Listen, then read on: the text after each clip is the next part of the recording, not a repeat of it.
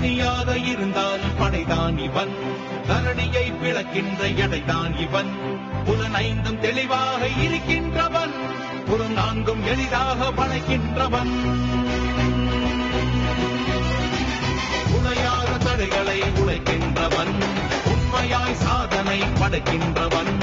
எரிமலை குளமாக கொதிக்கின்றவன், பொய் வைத்து சமரிலே ஜெயிக்கின்றவன். வெண்ணலன சீறி அமிலமழை தூறி அழிக்கின்ற தேசத்தை அழகாக துடைக்கின்றவன். இதை போல மறைவாக வாழ்ந்தவன் இன்று நான் மத யானை போல் வருகிறான். அடையாளம் தெரியா